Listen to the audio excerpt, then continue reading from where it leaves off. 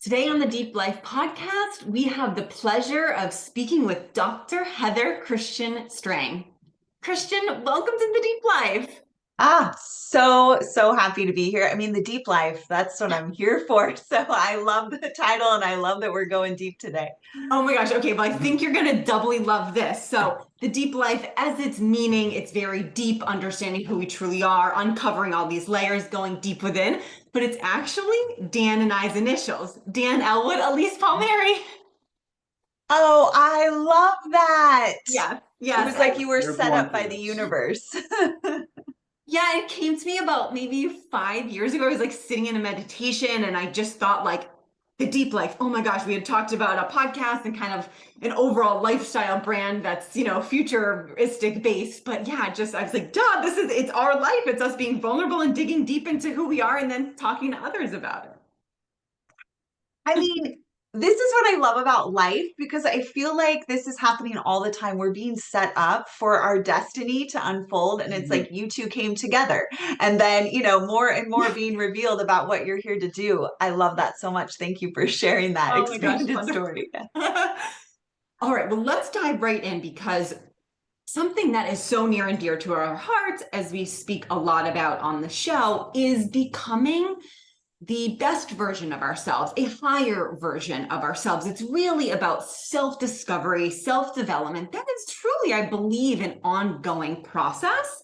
But I'd love your opinion on what that truly means to tap into the higher self as us, as individuals, and how to emulate that from the core of our being.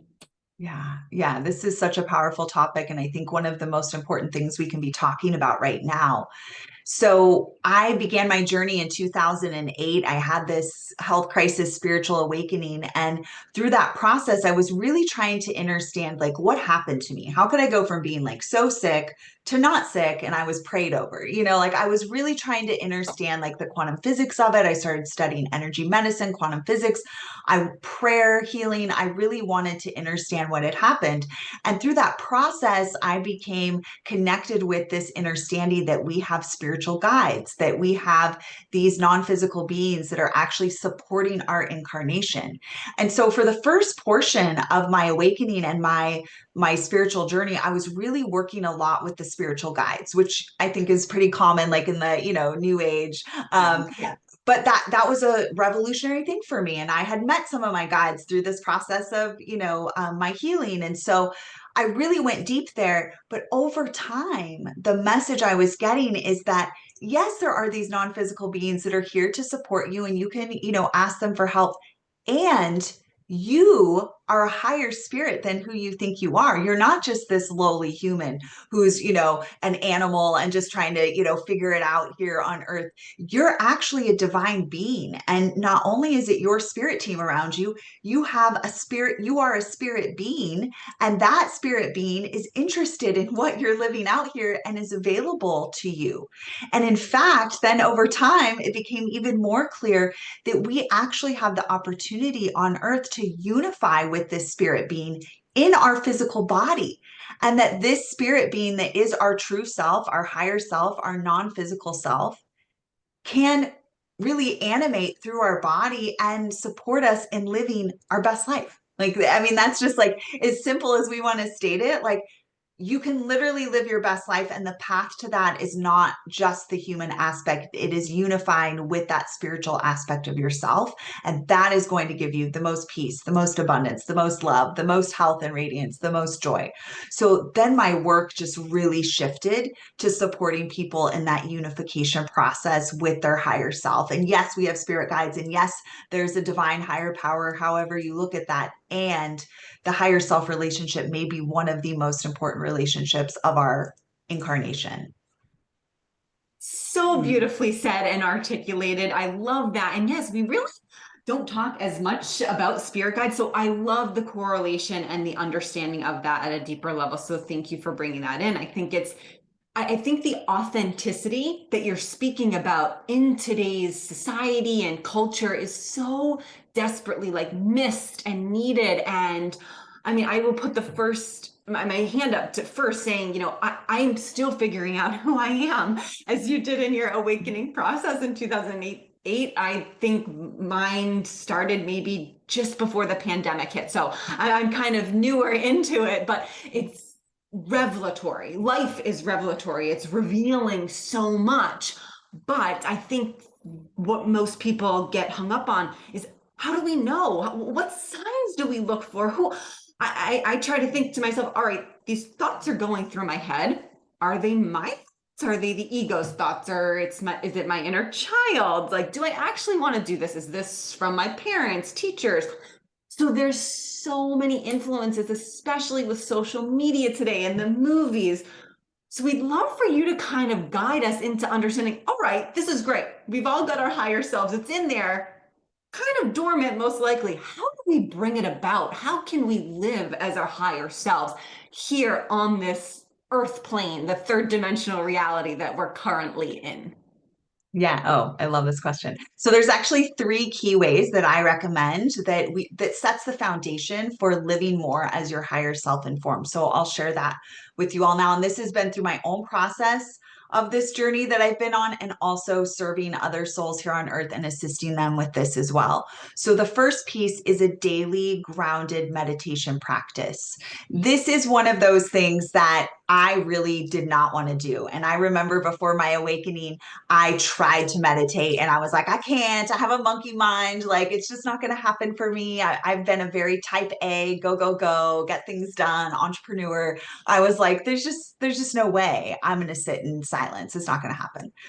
So after my spiritual awakening, though, it became imperative. It was the only way I could ground my energy because it was just too much happening. And like you said, to your point, Elise, like we are so all overstimulated because of what's coming in through the social media, through the EMFs, through, just the daily stresses of life, through all the technology. Like it's so much. So sitting and grounding your energy. I know there's a lot of people that are like, well, I can meditate and dance, I can meditate and walk. I hear you, and that's great.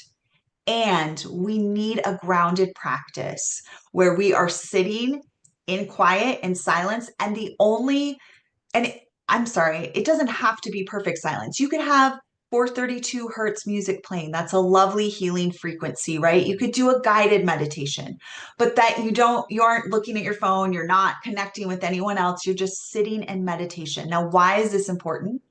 Because that gives you the opportunity to connect with your higher self.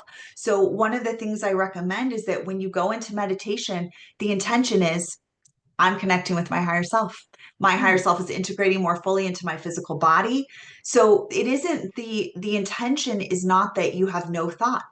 The intention is that you only have inspired thought come in. Mm-hmm. So I'm connecting in with my higher self. You only need to do like 11 to 22 minutes a day, right? It doesn't have to be crazy. I don't believe you have to meditate at any certain rigid time. Like, I really feel like we can let go of a lot of that rigidity. We can bring more of that feminine flow into it. Meditate whenever you have the space for 11 to 22 minutes. Just make sure you're doing it every day because it has a compounding effect.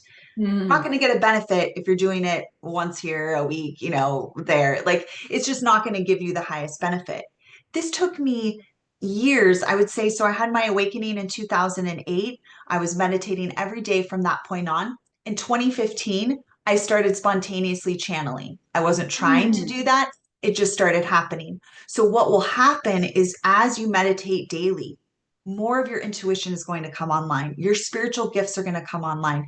Your ability to know things and do things and create in a powerful way comes online. You start having experiences where you think about something and it comes to you. And that just starts happening more and more. Why? Because you're connected with your God self, with your higher self, with your true self. And that accelerates, expands, and makes this experience on earth what it's really meant to be. Because when we look at what's happening in the world at the time of this recording in 2024, all the chaos, all the war, all of that comes from the human animal disconnected from their higher self. Mm. So when we connect with our higher self, we obviously would never harm any other being or anyone or anything, but you live your life in just this really creative, magical way. That's just facts. That's just what it is. So you can test the theory out for yourself, though. Meditate every day, 11 to 22 minutes for 90 days. just see what starts to shift. Yeah. Yes. That resonates so much with me, because just as you're saying, like I've been meditating for years, and I do it, at least once a day. But then every once in a while, like there's days where it's just really hectic, and I know that those are the days when I need to meditate more. But when it does happen that I don't, I feel like life gets sped up so much, and it's like all these inputs and all this information, and all of a sudden, like you do lose that connection. I know for myself, like I'll lose that connection, and I'll get caught in an old story, or caught in like a lower frequency of a version of myself I used to be, and it happens really fast, and then it's hard to get out. You have to like find a way to get out. But it's having that daily reminder, and that meditation practice is so helpful for me, I know, because I'm able to get back and get that connection and get grounded. Totally agree with you. I mean, if I have ever missed a day, I will literally like pop out of bed and go sit and meditate if I realize I missed it, because it just like you said, it starts to spiral. And then like you're just finding, all these other things you have to do. And it's almost as if, and we don't have to quite dive into this too deep if we don't want to, but it's almost as if the matrix here was created to keep you from this connection. Yeah. Yes, and I absolutely love, Kristian, what you said about allowing it to flow within you, like naturally, like within just any daily habitual practice, especially people who are trying to better their lives, or even like I'm not a mother, but a lot of my girlfriends are, and I can understand the stress that comes along with that. They're all working mothers too, and then they've got to feed and clean, and so they're like, wait a minute, to add something to it, and I love that you're like, don't do it rigidly, just have the time where, yes, if it's in the evening, great. If it's first thing in the morning when no one's awake, great. But if it's on your lunch break, great, because the ego also wants to kind of pop in and either say no, no, no, no, or it could be the opposite and say, oh great, one more thing to add to the to-do list to kind of prop you up on this hierarchy of, look at all the spiritual things I do. Which it was mine for a while, and I recognized, only through meditation did I figure out that was something to add to the spiritual bucket list that I was checking off. And I fell prey to it, but it's like, in this silence, I can understand that there is not a rush. It's a beautiful unfolding of whatever thoughts are coming through to me. And then I'm able to distinguish of, okay, these are there. It's, my inner child, or I'm freaking out about a trip that I need to, plan for and pack for, or it's, wait a minute, guidance of something that is coming really, what I feel like is out of left field. And it's something that only I would know and understand to integrate into my life. Absolutely. And that really is one of the many gifts of daily meditation, is you start to see things about yourself, your blind spots, things you couldn't see before. And I would say, even in that example you gave, Elise, and thank you for that vulnerability and that share, it's like, that's just part of being human. And like, we have these, like silly games we play, and like hierarchies and stuff, and it's okay. And then we see that, and then we embrace that with love, and we give that part of ourselves love, and we just keep showing up to the practice. And it really pays dividends in our lives. I can say now, as a daily meditator since 2008, and again, some days it's 5 minutes. If it's, if there's a lot going on, it's 5-10 minutes. Some days it's hours. It just depends on what I need, what my body needs, and what I have bandwidth for. So I really think there's so many people don't meditate because they think like, I'm going to do it wrong, or it has to be like this very rigid practice. This is daily connection with your higher self.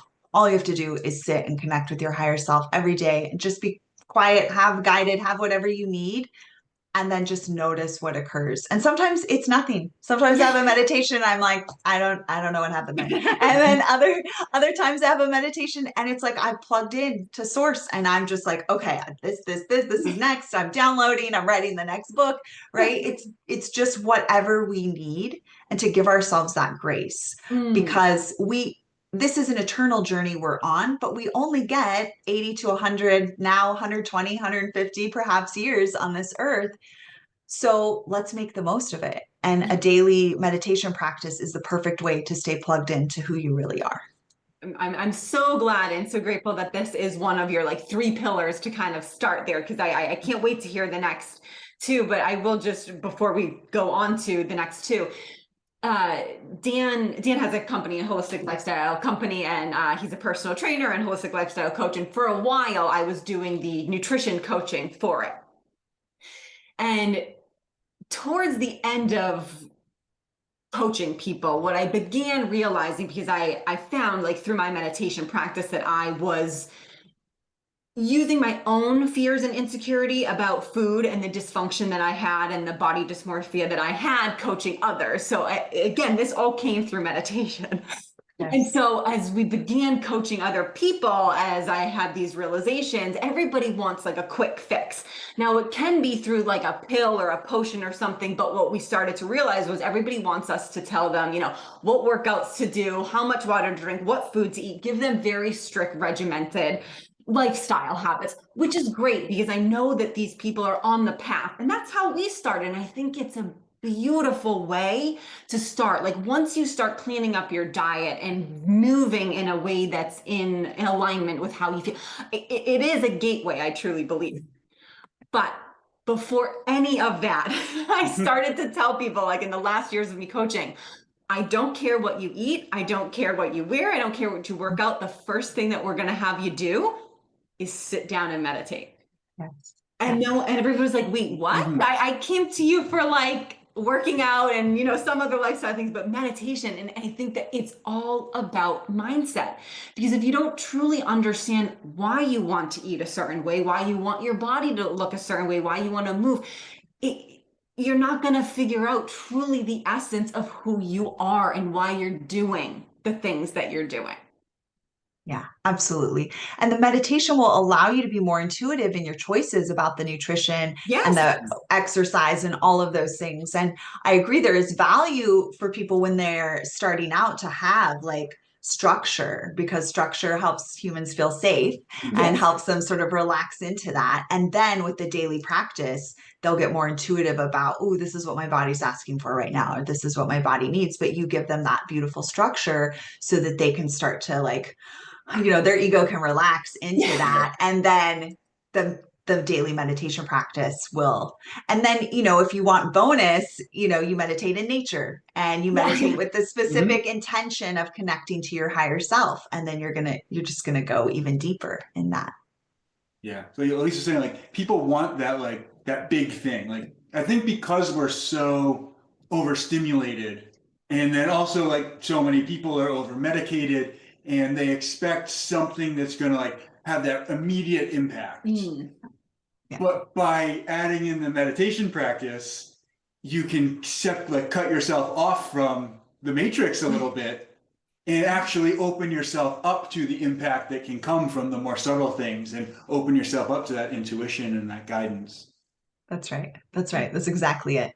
Yeah. And that starts to change the whole game of life, right? Yes. Then you start having these really magical synchronicities, and you get this idea, and then you take action and something really beautiful happens. And, you know, the other day I was meditating outside, and this dragonfly and grasshopper just came and like landed right in front of me, and they're just hanging out with me, and we're just hanging out meditating. And like, you know, all this stuff that I never would have like thought was anything starts happening. And then life just takes on this totally unique quality to it. And now you're living as I believe we're intended to live, which is in deep fulfillment and reverence and joy in our day-to-day experience. We're not chasing something, right? The artificial matrix wants us chasing, wants us trying, you know, striving, stressing ourselves out, straining ourselves. Like, you don't have to do that when you're connected to your higher self. Life becomes a lot more easeful, and you're just guided to what you need, and what you need comes to you. And, you know, it just, everything shifts. Oh, so beautiful. Yes, absolutely. Well, I'm chomping at the bits to hear these other 2 that, that are in kind of your work. So yes, please. Yes. So the second piece is actually a perfect segue to what you were sharing, Elise, around nutrition. So we've expanded it to spiritual nutrition. So in Let's see how far back I want to go in sharing this. So for 20 years, I had all of these food allergies. And so I ate in a way that was like, it was like my physical body just forced me to eat in this more like clean, what we would call clean way. So I felt like I'm doing great with my nutrition. It's totally fine.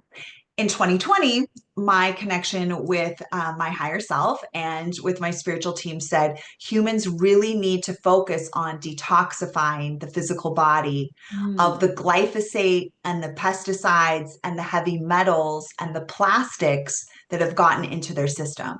This was not something I ever paid attention to. I felt like I'm eating clean. I'm fine, right? I'm gluten-free, dairy-free. So, like I took out the major allergens and thought I was fine.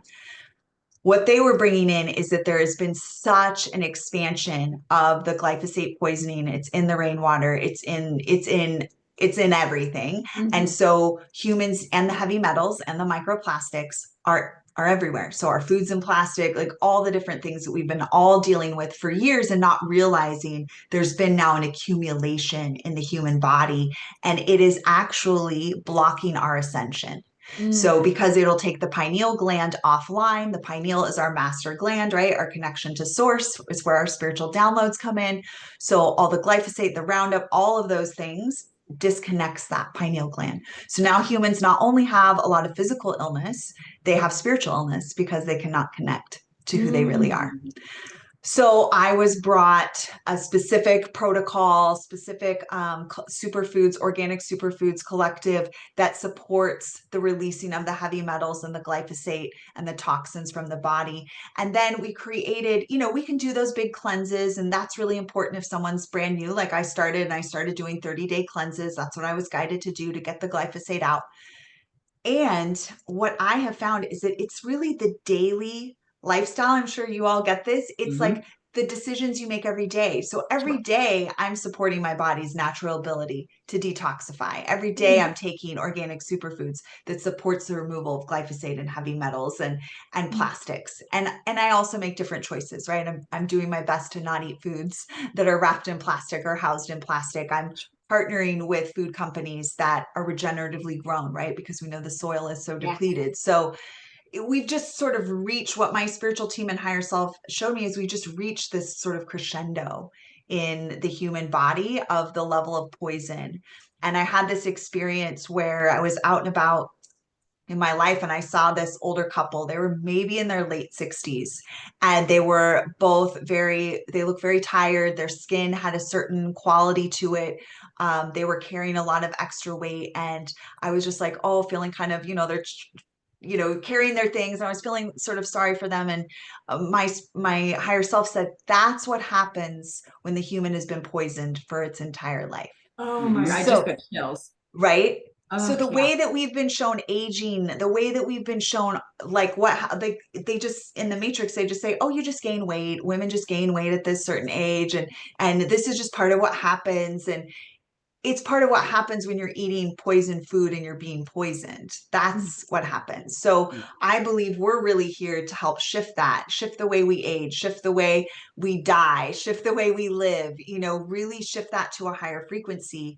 And now that we all know what's been happening to the food and water, we can. But this is important to our spiritual health so that we can connect with our higher self. So I want to be clear, this is not about dieting or weight, it's not, because if people have food stuff, then it can really freak them out, as I'm sure right? It can just trigger a lot of things. This is about your spiritual health and radiance, and just your vessel has been poisoned. We just want to do whatever we can to get the poison out of the vessel so that you can stay connected to your higher self. So I put together spiritual nutrition protocols for the folks that work with me for that purpose. And then, it's cool. Their body heals of all these different things. If they were holding extra weight, it releases. If they were underweight, they come to a balanced weight. Like all of those things will shift, but we're doing it for the purpose of that spiritual ascension process. I love the terminology that you're using here as spiritual nutrition. I've never, I thought of it that way, obviously, as a connection to nature and understanding and plastics, but the wording that you're using is so much more empowering to give our bodies, these vehicles that house our soul for this incarnation, the ability to thrive and nurture itself. We're so deprived of nutrients. It's like insane. It's crazy. And yeah, it can be very overwhelming and defeating. You're hearing all of the different news cycles and influencers and dietitians, but no one has the same opinion. No one knows anything's right. And it's hard. We must learn to understand and discern what's true for our bodies. Yes. How do we do that? Yes. Meditation. That's right. Yes. A step in the right direction, because speaking from personal experience and what we went through, like I've been through all of the diets. Dan and I eat very clean as well. We don't eat soy, or we're pretty good on dairy, but like no gluten. And yes. we try to eat as organic and regenerative and pasture raised, grass fed as we can. But we've done all these diets, and we've done keto, and for months and months and months. And I felt like I had all the ideas because all of these experts were telling me. And then I was shooting my body into fight or flight and freeze because I couldn't handle this. And women tend to be very different, obviously, than men hormonally. Totally I different. couldn't do these things, but I was trying to. And I was listening to all these other women who were telling me to do it. And I was like, wait, I'm gaining weight here. How is this even possible? So it's all about really, truly. And this was also at the point, you can imagine, of me be stepping back from nutrition coaching, because I felt like I needed to understand for myself, like, I truly can give you advice and opinion on what to eat and what's worked for me, but it may not be beneficial to you. Almonds are a superfood for someone. For me, it's like death. I'll be in the fetal position the next day if I try to eat an almond. Mm-hmm. And this is why, the body is so wise. The body knows what it's doing. So when it gives us reactions like that, like I can see, even looking over my history with the food allergies, my first food allergy was gluten, and then it was dairy, and then it was soy, and then it was corn. And I thought, what is wrong with my body? Well, those are all highly glyphosate infested crops. Yep. So my body was actually protecting me because I didn't know about glyphosate. I just knew that my body kept having these crazy reactions to these different foods. Almonds also have a very high glyphosate pollution rate, right? So the body is wise. It knows what it's doing, and we have to trust what it tells us. And then what I like to create is a foundation of supporting the body's natural detoxification systems, because the body's gotten so overloaded by the increase. So when we just make the focus that, okay, I'm meditating daily, I'm connecting in with my higher self, I'm clearing the body of the toxins as much as I can, because we are getting hammered, and we do the best we can. We can't control all the pieces, but we have, like, there's a pineal decalcification protocol. There's all these different things we can do to support the higher self and staying online. And then my body's wanting this, I'm going to have this. My body needs this, I'm going to have this. And then you are in, I call it intuitive eating. Then you're really just eating led by who you really are, to nourish this vessel so your higher self can guide you through. Beautifully said. I love it. I was not expecting to kind of go here with the nutrition aspect, but I really like it. That's what I now I really am so excited to hear what the third one is. Yes, awesome. Okay, so we've talked about the energetic piece and the connection, like the direct intention to connect with the higher self. We've talked about the physical piece with the nutrition. Now we got to talk psychic. So there are, let's see, how do we best... So psychic energy is thought form energy. So it's projected thoughts, beliefs, things that are just expressed through the matrix. So let's see, what would be a way that I could... how you talk with a girlfriend or someone you love, and they're really going through a hard time, and they're just like really in it, and they're just like, oh, it's terrible, it's awful. And then you walk away from that conversation, and you're like, I feel awful, I feel icky. That's an example of psychic energy being exchanged. You took on that energy without even realizing it. So this is happening all the time. So now it goes the other way too, right? If you talk with someone and they're really filled with light and they're positive, you walk away, you're like, oh, I feel amazing. That's still their psychic energy. Now that supported you, so that's cool. But we want to get more aware of the energy that we're taking on from others. And you can really easily, like you talked about discernment, you can really easily figure out what this is you walk away from a conversation, or you walk away from a show, or you walk away from an Instagram post, or whatever it is. How do you feel after that? that's letting you know if there's psychic pollution or not. So I give everyone who works with me, they get this great tool and we clear the psychic energy. So I'll just share it with you as an example that everybody can start to use if it feels aligned to you. So that after, in that example that I gave, you have that conversation with a friend or family member, they're really in a bad place. You walk away from that conversation feeling terrible. What we want you to do is to call forth a golden radiant bubble of source light. And you are going to close your eyes and visualize that bubble. And you are going to ask that bubble to remove any and all energy you took on from that individual or that program or that post or that social media that is not yours to carry. And you're going to see all of that energy going into that bubble. It may take 2 seconds. You may feel like you're sitting there for a while all that energy is going into that bubble. And then you're going to grab that bubble and you're going to offer it to source or your higher power, however you perceive that to be. And you are going to let this higher power know, I do not consent to carry this energy. This is not for me to carry. Please transmute it to divine love. So take this energy that wasn't great, turn it to divine love. And then you'll have some kind of experience with that. And it's different for everyone, but I tend to see it go into pink light, that golden bubble then turns into pink light. Other people, some of my clients see butterflies or doves or fireworks, so it's different for everyone. And then we have a tapping protocol, which I can share the link that you can share with your with listeners to balance the left and right hemispheres of your brain to now connect into your higher self now that you've released that energy that wasn't yours to carry. So this is such a powerful practice. You do it after every client session, do it after any exchange with any human, even with our partners. We're not intentionally toxifying each other, but we are taking on energy from each other. And sometimes that's helpful and sometimes it's not. So with my partner at the end of every day, I do that. Anything I took on from my partner is going into this bubble of light that's not for me to carry. So that just helps. You know how we can, as a couple, if we're going through stuff, the energy can just get really kind of messy and we're trying to figure it out.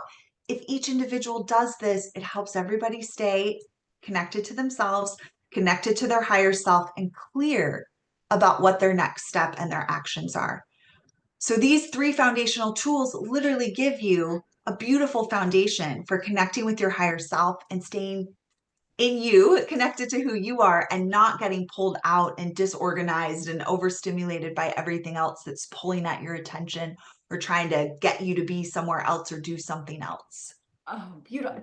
Thank you so much for sharing that visualization and the exercise of the energy. It is so amazing. And it's so simple, actually. Like when you think about so simple, so simple. Almost other than like purchasing food, obviously we all need to eat, and that is something that we use, money to buy, but all of the modalities and the tools you're giving, they're free. That's how powerful we are when we truly understand and begin to align with our guides and our higher self. It's like, oh, wait a minute, I have the power to clear my own energy?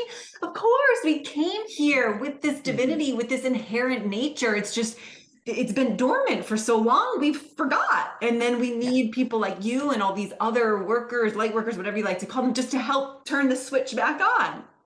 That's exactly right. And that's really what light workers are meant to do, is to heal thyself first and foremost, right? And then support others in their remembrance, so they can remember and they can self-heal and they can use these tools, and so that we can each live the full expression of our destiny here on earth.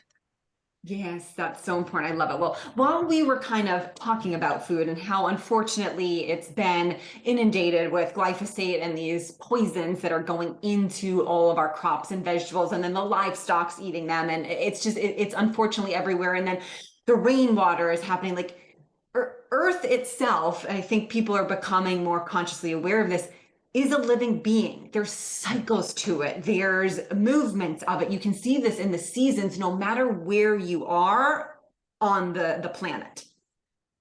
With that being said, all right, if the planet is living and we're here on it living, we must be connected. We are a part of nature and we take her on so much. It's the macro and we're the micro version of this. So how can we now better partner with Earth to make it perhaps, heaven on earth, if you'd like to use that terminology. Danites typically aren't religious. We come from a religious background, but we now finally see, oh, wait a minute, heaven's not in the sky. He was talking about making heaven here on earth through our eyes and living in this blissful, unified state where everything commingles and is interconnected, helping it. But we've unfortunately lost that because we've deemed ourselves as separate from nature and earth. So how can we begin to better understand that and create this new heaven on earth, or the golden age, or new earth, whatever kind of word you'd like to use? And if you've got a specific one, we'd love to understand. Yeah, beautiful. And that's exactly, I'm tracking with you 100%. I love your awareness around this, because I do believe that we are here to create the next golden age, and that is why we have the awareness we have. That's why you all have been guided to the path you're on. That's why I'm on the path that I'm on, so that we can each create our own little heaven on earth. And I agree with you. This is not about religiosity. This is about bringing that higher frequency to the earth. And we can look around at the earth and see that that has not been done, that the earth was really we have all this beauty and amazingness here, and then a lot of the machine energy, a lot of the whatever energy we want to call it, disconnected from source energy, has created the actual opposite of it. So the power is really now in our hands, because there are more of us, and we have the opportunity to create wherever we live our own little oasis and heaven on earth. And imagine if everyone on earth did that, what we would have, right? If everyone took their property wherever they live, right, whether it's an apartment or a condo or a tiny home or a huge mansion or whatever it is, and said, I'm going to make this the highest vibrational place. I'm going to have crystals and, whatever it is, right? I have prayer flags everywhere in my home. I have, I'm going to create my little oasis to be as magical and high vibrational as possible, whatever that means for me, right? For some people, it might be water features, and, they might be beekeepers and be harmonizing with the bees and flower gardens, whatever it is. We are all being invited to no longer outsource our responsibility for the earth, and to stop parentifying governments and global systems, meaning that so often we're just like, oh, they're going to take care of it. Mommy and daddy are going to take care of it. We're not children anymore. We might have wounded child parts, and that's important healing to do, but we are actually here, and we have the responsibility to create heaven on earth in our own segment. So often this gets overwhelming for people, because they're like, I can't change the whole earth. I can't change the whole world. You're right, you can't, but you can shift your part of the earth. You can do everything you can to be as sustainable as possible and to be as honoring of the earth as possible. That is what we do have control over. Just like our body, we can't, as healers, we can't heal everyone, but we can heal our own body. We can help our own body. And it's the same thing with the earth. And I believe we're really being invited at this time to go deeper into our unification with the earth and create our own little paradises wherever we are, however that looks to us. And really just start shifting, if you're using plastic, shifting out of that. If you're using, whatever ways, don't spray Roundup, in your home. Like, I see there's a neighbor that does that, and I'm just like, sir, please, let me explain to you what you're doing. There's little things that we can all do to create our own heaven on earth wherever we are. And that is really the invitation for us at this time. And when we do that, and when more and more and more of us do that, we will have the heaven on earth globally. But at minimum, you'll have it where you live. And that's really the invitation right now, is to create it. Stop worrying about everybody else. Stop worrying about controlling everybody else, or feeling overly responsible that you have to do it for everyone else. Just do it for yourself where you live. And then maybe encourage the people you love to do the same. Just see what happens. Beautiful. I love that. And I want to just commend you for the words that you're using, because they hit home on so many levels. And I love that you're bringing hopefully a new awareness to the listeners, even though I think that they'll understand. But you're saying, imagine if I could make my home the best energetic frequency state there is. And what a difference that is in shifting wording from kind of the matrix materialistic aspect that we're living in. Oh, I need to get a bigger this, or I need to put, this in my driveway, or I need to, whatever that may be, to make your house look fancy and better than your neighbors or your yard or whatever. But okay, again, we're all in this together. Like, we're not separate. Like, beautiful that you have a $3 million mansion across the house. Like, I commend you for that. But to what degree is that possibly harming you physically, emotionally, and spiritually? And where can we understand that everything is energy? And if we're coming from that innate divine higher self that's within us, we'll want to bring forth that frequency of love and harmony and peace and contribution. And that ripples out. That's like, I'm sure we've all, like everybody listening has, walked by a beautiful home that had, a harmonious, beautiful yard, and you just feel better. And you walk by and there's birds in the yard, and everything is, the flowers are blooming, and you feel better. And that inspires you to want to go home and, clean up your own yard and start taking care of your own things. Yes, exactly. And that's the ripple effect, right? Like, beautifully said. That's the ripple effect that we create. Even if we don't say anything, right? They just see it and they're inspired. I put a peace pole out in front of my home. So, there are these peace poles that you can get from the International Peace Ministry. And, oh my gosh, really, I've never even heard of that. Yeah, mark your home on the they have a whole register of peace poles. And so there are all these ways that we can, I have lotus wind chimes, and I have statues of my spiritual guides. There's all these different ways that we can bring this energy of peace and harmony. Now that's, my expression. Everyone has their own way of doing it, but just really tuning into like, what would make my home and my area just feel so blissful and magical and peaceful? How can I create that now? And then to your point, Dan, then other people walk by it and they feel the energy and they're like, oh, I want to do something in my place. And it just starts growing. Yeah.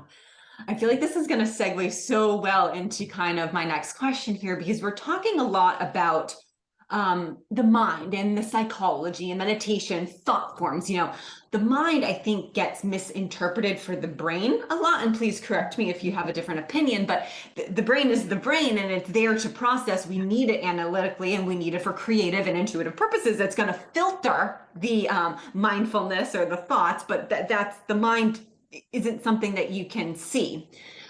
But as you're describing the three tools and how you're talking about spiritual nutrition, even though that's kind of more of a metaphor, but the food that's entering our bodies. Now, the body is physical, and it's housing our, soul here that's derived from the spirit.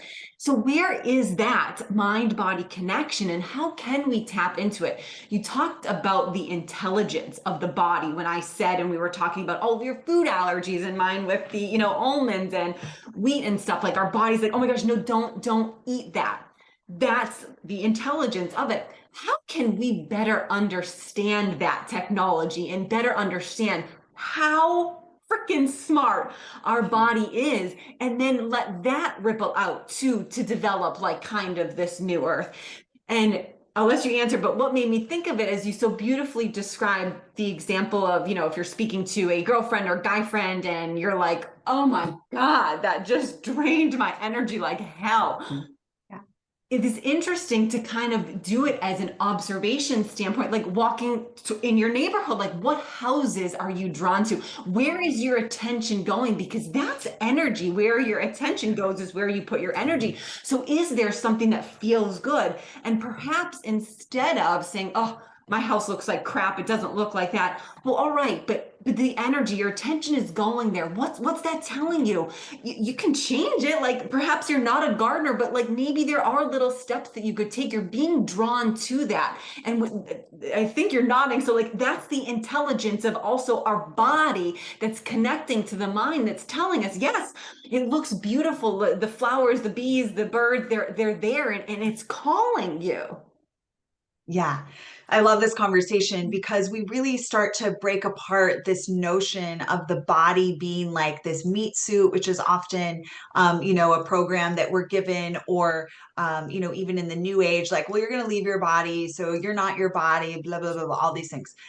However, we went to a lot of effort to incarnate into these bodies, and there is a reason. And I believe we're being invited to break out of sort of the Western model of understanding the body. And while not just looking at the body as meat, we actually see the body for what it is. And we're primarily electricity and water. They don't know what comes after, I think, the quark, right? There's just like nothing. And so much of what they see in the body when they get down to it, it's just void, it's just space.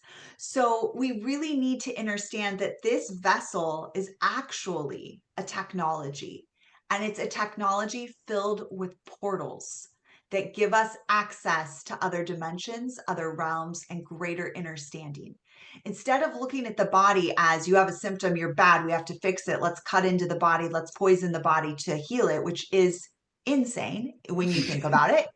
Makes not even logical sense.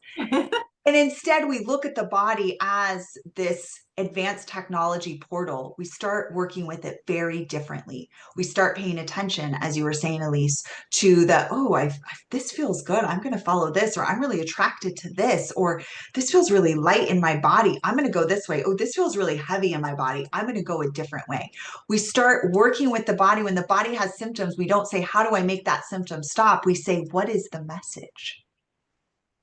What are you telling me? Because you're an advanced technology. So something's gotten out of alignment that I need to know about. And that's okay if something gets out of alignment. I think there's also this, like, especially if you work in the health industry, there's like, oh, my body should never have a symptom.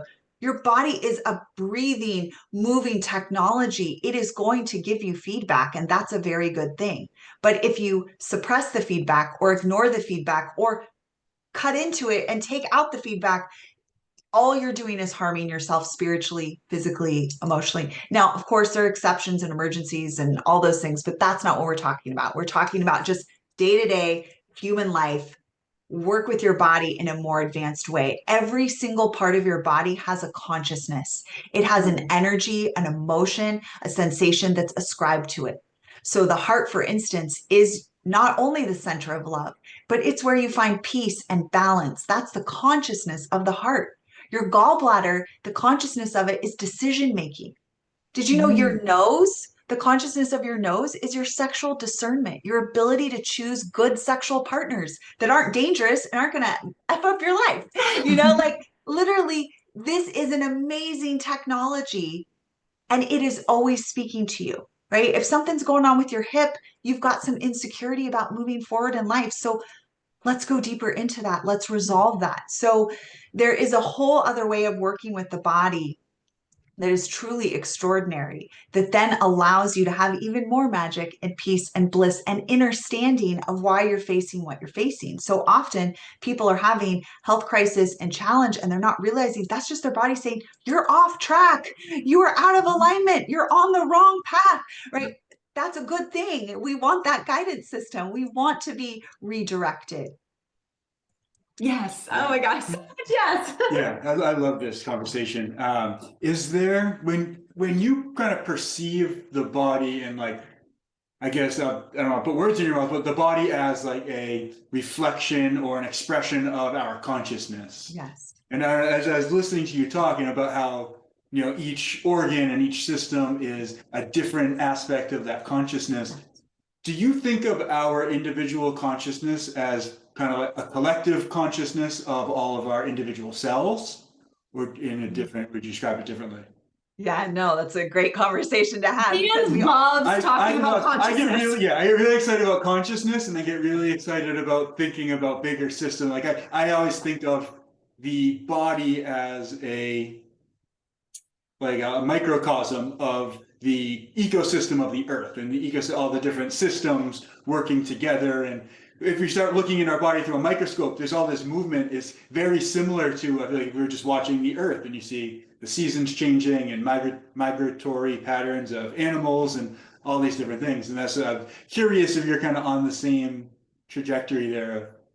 Yeah. 1,000,000%, 1,000,000%. That is exactly what I've been shown. So even when we were talking about the earth as a living being, I wanted to say, well, the bacteria in our body or the whatever in our body, same thing, like we are this body is the macro of the micro that's happening within us, which is the macro of what's happening on the earth. So yes, I jokingly say that this experience on earth is like a Matryoshka doll. It's like those Russian dolls, right? Where you just keep opening and there's a smaller one and a smaller, like that's exactly what's happening here. So then it takes us to, some really interesting conversations about consciousness and what we're doing here and what is this place that we're living on. And so it can take us to some really cool places that I encourage everyone to go down those rabbit holes within yourself. And, finding teachers and things online if that resonates for you, but really letting yourself marinate on, every single part of my body has a consciousness, and this makes up my individual consciousness. And I'm a soul, and there's this whole energy that is me who's traveled into lots of bodies, who's in this body.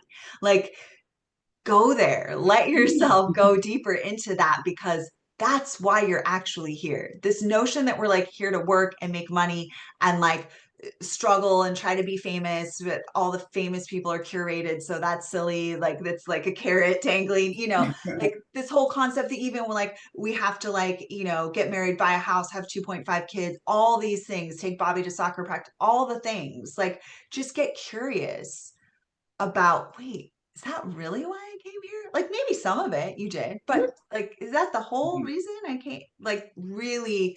And when we start to understand what the body is, and we start to understand who we really are, then we start to understand who the earth really is, we're just walking and moving totally differently here. Oh, it's so beautiful.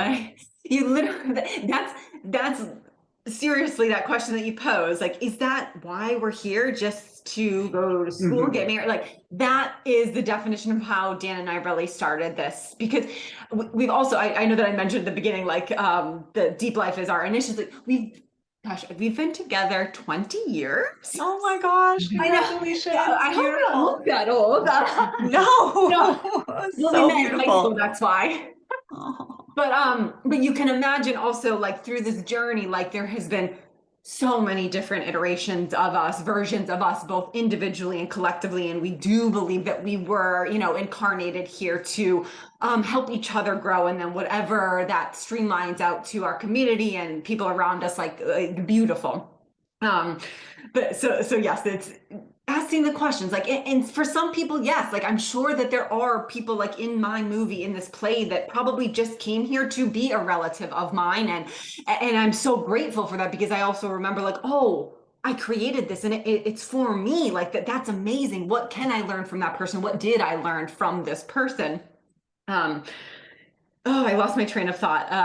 Okay. Yes. Because I'm so excited. I feel like, oh my gosh, we're wrapping up here. I'm like, oh my gosh, I want to keep talking. But I wanted to say that when Dan was speaking about our bodies and kind of correlating that to nature and ecosystem and how you mirror that, it's so beautiful. And then you kind of gave the example maybe halfway through the podcast of, when someone thinks like, oh my gosh, how am I going to change the earth? How am I going to change the world? It does. It's so overwhelming. And I think people will throw their hands up and be like, well, the government's got it, or whoever's got it, the famous people that influence, like, I'm just going to sit here. The way that you change the earth is by changing yourself. Like, that's what we're talking about. That's what I think is such a beautiful way to kind of wrap up this conversation. We have the power within us to change and transform. Excuse me. Let me rephrase that. We have the power to transform ourselves, and then that manifests in the changes that we see in the outside world. And I truly believe that there's a difference there. Like the transformation is internal to see the external change around us and how that's manifested. And I believe that that's really what we're here to do. Like as long as we're taking care of this and our mind, and pointing to my head here, I know it's not in there, we talked about, but that's what's going to be beneficial for the planet, the earth, because we're connected. We can't not influence it. We are all one and of the same. That's exactly right. And so when I'm on an Alaska Airlines flight and they say to me, we have organic gluten-free options, I say, I did that. I just, you know what I mean? Like we all did that.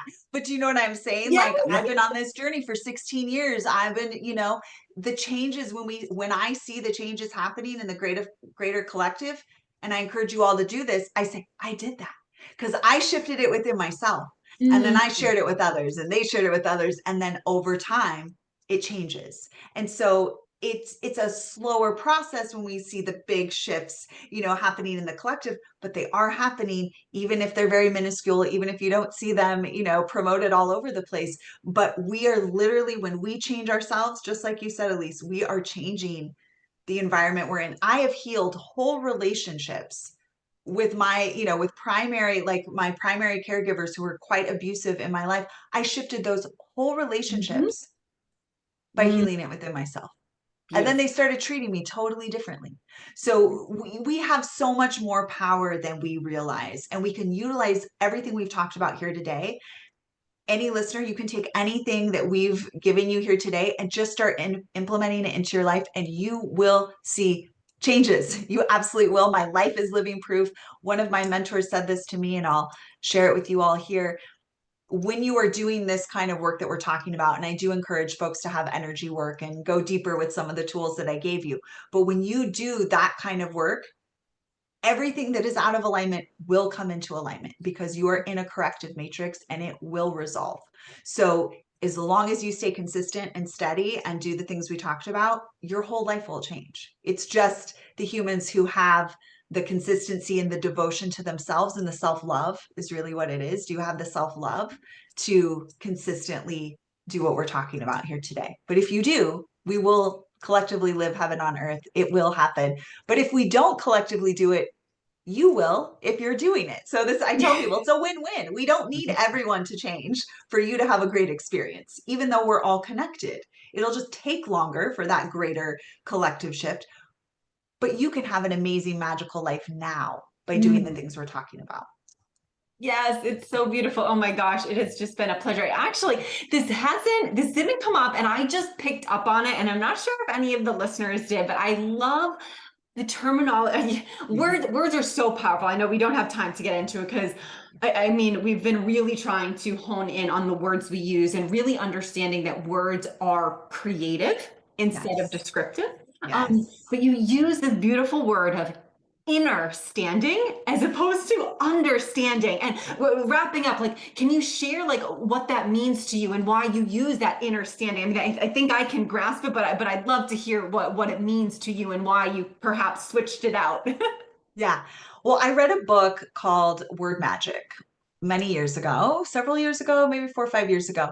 And it's a pretty intense book and a little extreme, but I'm always curious. And when spirit brings me, I was brought this book. So I was like, okay, I'm going to look at it. And it talks about the etymology of words and the very thing that you're talking about, that we are creating with our words and the words that we use. And also, the word mortgage actually means death pledge. There's all these words. Yeah.